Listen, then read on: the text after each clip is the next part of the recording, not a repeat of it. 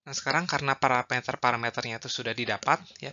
Nah, sekarang misalkan ada data baru ya. Ada data baru, saya labelkan data baru tersebut sebagai data ke n+1 ya. Nah, sekarang kita pengen menebak apakah untuk memprediksi yn+1-nya itu apa, 0 atau 1 gitu ya. Nah, jadi saya bisa gunakan teorema Bayes ya di sini. Jadi probability yn+1 sama dengan 0 given data baru tersebut itu tuh gimana caranya? Ya, jadi adalah ini probability x n+1 given data barunya itu adalah yn+1 seandainya ya 0 ini adalah ini ya 0 dibagi peluang dari ini ya distribusi marginal dari n+1. Nah, terus peluang dari yn+1 sama dengan 1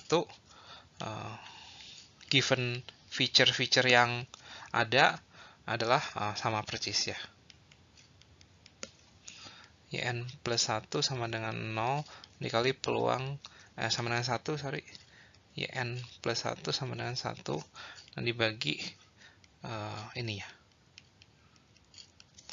Nah, kebetulan untuk yang bagian bawahnya ini nih sama nih ya. Sama ya.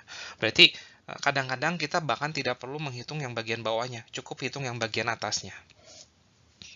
Karena yang bagian bawahnya kan untuk yn+1 sama dengan 0 atau yn+1 sama dengan 1 itu sama ya, serupa ya. Jadi kita cukup bisa lihat dari bagian atasnya siapa yang lebih besar sih. Dari situ aja udah cukup ya. Nah, tapi sekarang kita akan mencoba hitung. Nah, bagaimana menghitung yang ini? Ya, ini kan bisa dihitung karena kita sudah tahu bahwa ini tuh adalah peluang xn+1 given yn+1 itu adalah berdistribusi Gaussian. Jadi bisa kita hitung nilai peluangnya. Terus nilai ini kan sudah kita estimasi, yaitu nilainya adalah 1 minus V topi, dan ini sudah kita estimasi nilainya itu adalah V topi. Nah, berarti yang membutuhkan estimasi, membutuhkan perhitungan itu adalah yang bagian sini nih. Yang ini sama yang bagian ini nih. Nah, ini adalah dapat dihitung karena kita sudah tahu bahwa xn+1 given yn+1 sama dengan 0 itu adalah multivariate Gaussian. Ya, jadi peluangnya bisa dihitung lah dengan kata lain. n+1 yn+1 sama dengan 1 juga ini adalah Gaussian. Yang parameternya pun kita sudah tahu, yaitu adalah mu 0 topi dan sigma topi. Mu 1 topi dan sigma topi ya. Nah, ini bisa dihitung. Kan xn+1-nya kan sudah angka ya. Jadi ini tuh sudah angka, ini sudah angka. Jadi nilai peluangnya itu bisa dihitung. Nilai peluangnya bisa dihitung. Nah, semoga jelas. Nah, masih ada satu lagi. Jadi, misalkan ini saya simbolkan dengan P kecil 0, ini saya simbolkan dengan P kecil 1. Jadi, predict 0 ya. Jadi, predict yn+1 sama dengan 0 jika P0-nya yang lebih besar. Tapi predict yn+1-nya sama dengan 1 jika P1-nya yang lebih besar. Bagaimana kalau sama? Yaitu tinggal asumsinya si peneliti aja gitu. Kalau sama berarti kita cenderung ke 1, misalkan seperti itu. Ya, bisa aja. Nah, dalam slide ini saya akan mencoba mengilustrasikan secara geometris Gaussian discriminant analysis tuh seperti apa gitu ya. Nah, jadi di sini ada lagi-lagi data kita tuh cuman punya dua label ya, label X sama label O. Dan di sini saya ingin menghitung dulu min ya. Jadi min dari data X ya, itu tuh pasti lokasinya tuh ada di center dari data-data yang X ya. Misalkan saya taruh di sini minnya nih. Ini min dari data X. Nah, kemudian min dari data yang O itu ada di sini misalkan ya. Nah, kemudian saya akan membuat sebuah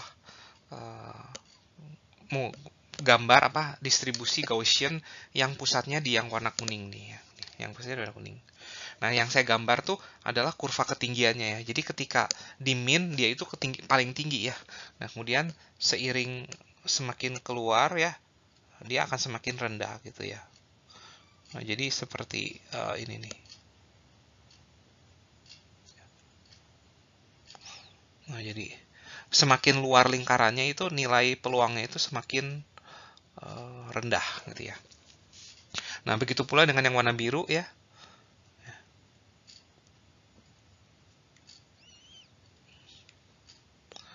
Nah, ini adalah kurva Gaussian, kurva ketinggian dari distribusi Gaussian ya. Nah, seperti ini ya. Nah, misalkan ada data baru ya.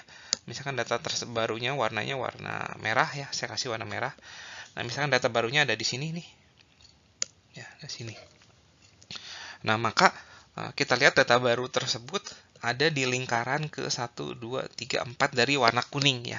Berarti nilai peluangnya ya di bawah cukup besar lah, cukup besar dibandingkan kalau kita bandingkan dengan yang warna biru ya.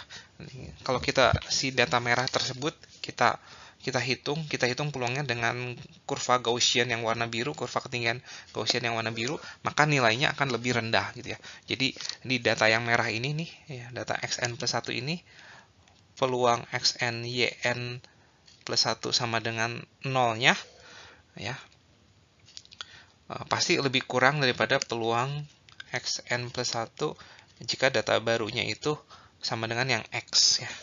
Karena yang sama dengan X lebih tinggi ya, lebih dekat soalnya. Gitu. Nah, begitu pula kalau ada data barunya, misalkan data barunya ada di sini nih ya. Ada di sini nih ya. Nah, kita lihat bahwa ini ada 1, 2, 3, 4, 5, ada di urutan kelima, sementara 1, 2, 3, 4, 5 ada. Ya, sama-sama di urutan kelima, tapi tergantung kita lihat nilai peluangnya siapa yang lebih besar ya, antara ini atau ini. Ya. Nah, semoga cukup jelas bagaimana menghitung, bagaimana model GDA dibuat ya. Berikut adalah beberapa catatan dari model GDA. Nah, yang pertama, jadi decision boundary yang didapat dari model GDA itu sama seperti model regresi logistik, yaitu adalah garis ya, atau linear ya. Jadi kalau di dimensi 2, kalau feature-nya cuma ada 2, berarti ada garis ya, garis lurus yang memisahkan data X dengan data O. Tapi kalau di dimensi 3, berarti adalah sebuah bidang linear ya, yang memisahkan data X dan data O. Nah, selanjutnya, kapan GDA model tuh lebih superior dibandingkan regresi logistik? Nah, itu ketika XI bersyarat YI-nya tuh benar berdistribusi Gaussian. Nah, jadi jika benar XI benar berdistribusi Gaussian, maka model GDA itu akan lebih superior dibandingkan model regresi logistik. Nah, namun jika XI bersyarat YI-nya itu tidak berdistribusi Gaussian, tapi kita paksa dia dengan model GDA, berarti kan kita asumsikan bahwa dia adalah model Gaussian, maka di sini regresi logistik pasti lebih superior gitu ya. Namun jika kita tetap ingin menggunakan model ini ya, generative learning algorithm ya, kita bisa menggunakan distribusi yang lain selain distribusi Gaussian ya. Nah, nanti saya akan tunjukkan. Nah, kemudian untuk observasi atau untuk jumlah data yang tidak terlalu banyak, maka GDA model ini lebih besar. Maksudnya lebih superior dibandingkan regresi logistik. Kenapa? Karena ketika jumlah datanya tidak terlalu besar, misalkan cuma ada 50 data atau cuma ada 100 data, maka kita membutuhkan asumsi yang lebih banyak ya dibandingkan regresi logistik yang tidak membutuhkan asumsi yang terlalu banyak.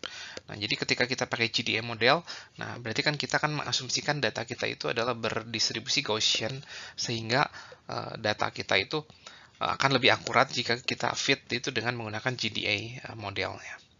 Nah, kemudian salah satu keunggulan dari GDA model itu adalah GDA model itu secara komputasi itu tuh lebih murah ya. Jadi tidak membutuhkan komputer yang memorinya terlalu besar misalkan. Nah, kemudian dari segi model juga lebih efisien karena lebih mudah dalam mencari nilai parameter dibandingkan regresi logistik. Nah, catatan berikutnya, nah di sini saya ingin menulis asumsi-asumsi yang dipakai untuk model GDA, yaitu itu adalah seperti ini. Nah, jadi XI ya dengan YI-nya yang sama dengan 0, ini adalah Gaussian. Nah, ini adalah asumsi pertama ya. Nah, kemudian XI YI sama dengan 1, ini juga Gaussian. Nah, kemudian YI-nya itu adalah berdistribusi Bernoulli ya.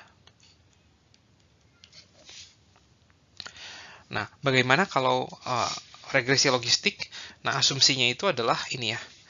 Y bersyarat XI-nya itu adalah Bernoulli dengan parameternya V ya, atau biasa saya pakai mu ya kalau di JLM. Mu, dan kemudian kita punya asumsi berikutnya itu adalah G dari mu itu adalah sebuah fungsi linear ya, B transpose X, atau mu-nya itu bisa ditulis sebagai bentuk ini ya, fungsi sigmoid. Nah, seperti ini. Nah, ini adalah asumsi dasar dari model logistik atau model regresi logistik, dan sementara yang sebelah kiri itu adalah asumsi dasar dari model GDA. Nah, bisa dibuktikan bahwa asumsi dari model GDA ini itu tuh punya implikasi ke model logistik ya. Jadi, tapi tidak berlaku sebaliknya. Nah, jadi jika kita punya GDA model, maka kita bisa membentuk model regresi logistiknya. Tapi jika kita punya model regresi logistik, belum tentu asumsi-asumsi ini tuh terpenuhi ini. Ya, tapi jika asumsi-asumsi ini terpenuhi, maka asumsi ini tuh bisa dipenuhi. Ya, jadi dengan kata lain bahwa model GDA itu adalah model yang assumption-nya itu adalah stronger ya. Ini weaker. Nah, kemudian kita juga bisa memperumum model kita ya. Jadi misalkan kita nggak Gaussian gitu ya, tapi yang lain gitu ya. Jadi kita bisa pakai eksponensial misalkan. Ya, ini adalah theta 1, theta 0 misalkan. XI, YI sama dengan satunya adalah eksponensial theta 1 ya, seperti ini. Nah, ini juga pasti akan membentuk model regresi logistik ya. Walaupun distribusinya itu bukan distribusi Gaussian tapi distribusi eksponensial. Nah, jadi apapun distribusi yang kita pakai ya, jadi kalau ini berarti ini bukan GDA lagi ya, karena ini bukanlah Gaussian ya, tapi ini adalah exponential distribution, multivariate exponential distribution.